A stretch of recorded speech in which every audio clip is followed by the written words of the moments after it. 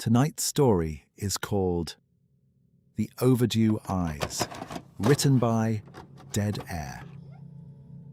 So turn the lights off, get comfortable, and enjoy the tape. Has anyone heard of a story called The Overdue Eyes? I am a writer. I love reading and writing all kinds of entertaining and incredible tales. I've dipped my toes into writing almost every kind of genre in many different kinds of formats. I've done on paper, online, and even on typewriter. I recently bought it as I love the sounds it makes. However, one day as I was browsing through my computer, I opened the Notepad app. I use Notepad to write down ideas of stories or interesting things in the books I read. But when I opened it today, there was a story I didn't remember writing. It seemed like it was the beginning of a horror story, one of my favorite genres. The Overdue Eyes. The man was cold and callous, only interested in his hobbies and knickknacks. He did not say hello to anyone on the street, head in book alone. His family and friends had all but left him due to his home in the hole of the poker table and at the bottom of a bottle. One night, the man was perusing through his wealthy and large collection of reading material. He reached for a book he had not read before. He sat in his favorite chair and began his most loved and only pastime. After a few chapters had been gone through, there was a knock at the door that battered and clanged with an aggression so fierce, the man worried the door would pop off his hinges. Outside the door, he heard a voice, distorted and garbled. Yet the voice was human, sure enough. "Sir, your time for reading is up. No more words shall pass your eyes. You've run out of the time you dwindled and of the books you have rented in life. Now you must pay." The man quickly clambered to his feet. He tried to be as quiet as possible as he locked the deadbolt of his door and pushed a piece of furniture in the way. That is where the story ended. It was quite good, though I couldn't help but relate to the poor main character. The name did not make sense to me either, but sometimes the name doesn't have to. It just has to sound interesting or frightening enough for someone to pick it up. I did not write this. That was what truly worried me. I had not a single recollection of ever putting this to paper or typing it up. I did some Googling, but no stories follow these words exactly. So I couldn't have copied this from somewhere, nor did I ever recollect reading anything like this either. I didn't know what to really make of it, but what I did know is that it was a very good story. I did not want to waste it, so I started to write more on it. A few weeks later, I had written up my own first draft. It was rather good. I tweaked some words and things and made it have a very scary ending. While I was finishing up touches on it, I decided to go back and look at the original to make sure everything lined up correctly tone-wise. And this is now where I've decided to put my new story on halt and make the post you're reading now. It was updated.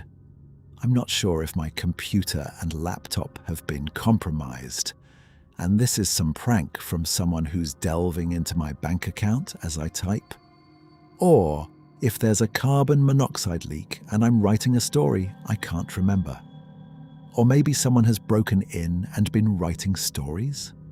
Most entertaining thief ID have ever met. Here is the continued part of the story. Once the man had made sure the door was secured and safe, he ran to his windows. The first was locked, the second was the same. However, the third was open wide with a feverish wind blowing the curtains and blinds. Knowing he had to do something, he grabbed a letter opener off of his writing table and he rushed into the bathroom and locked the door.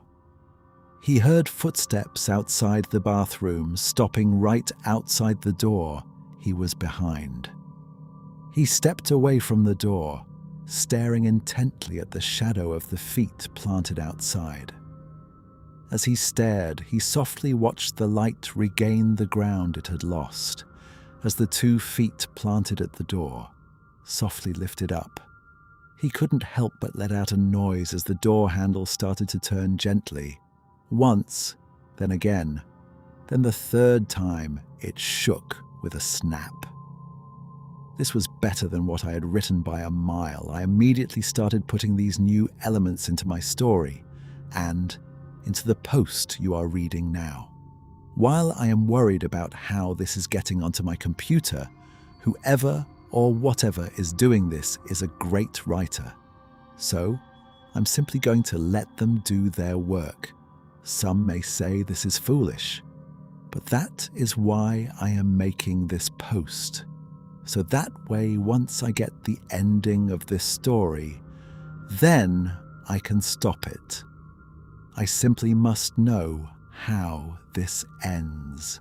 I came home today to my typewriter typing itself. It's not made to do that. It can't do that. However it was typing itself. I read what it had put out, and it was the ending of the story I was so eager to read. The door brushed open gently, the doorknob hitting the ground with a thud as it finished moving. Bracing and expecting for something to be standing on the other side, when he looked, there was nothing. He slowly moved out of the bathroom, peeking around the door, hoping to continue to see nothing. Once his eyes hit his living space, and there was nothing there, he breathed a small exhale of relief with a chuckle. Above him, he softly heard it go, "Shh." He tried to resist, but it pinned him to the floor. Taking the letter opener with ease, it softly stuck it under his eyelid, and his left eye came out with a little pop. He tried to scream, but all he could do was try, as there is no yelling in the library. Then followed the right eye with the same little pop. He laid there quietly, alive and in pain, without the ability to express it, as it softly took the eyes it had earned. It left from the window it arrived from. It was weeks before anyone found the poor man. No family came to check, no friends who called, just the landlord who came and saw the gruesome sight. That is what happens to those who are late paying off the fee of life. How much time do you have? The end. I don't like this anymore, not a bit. I've deleted all traces of the story. Deleted off of the computer, shredded the paper, and I even threw away my typewriter. I should have done this to start with. I'm going to finish this post, grab a book I've not read before off my shelf, and relax in my favorite chair to distract myself. Something about that feels right. Hope you enjoyed another dark story from Dead Air. But before you disappear into the dark, we have a question for you. What's the strangest thing you've ever seen in the sky? Maybe it was a light moving in a way no airplane could. Something hovering completely still, before disappearing in seconds. Maybe you saw something massive, silently passing overhead. Or maybe you saw something you still can't explain, and nobody believed you.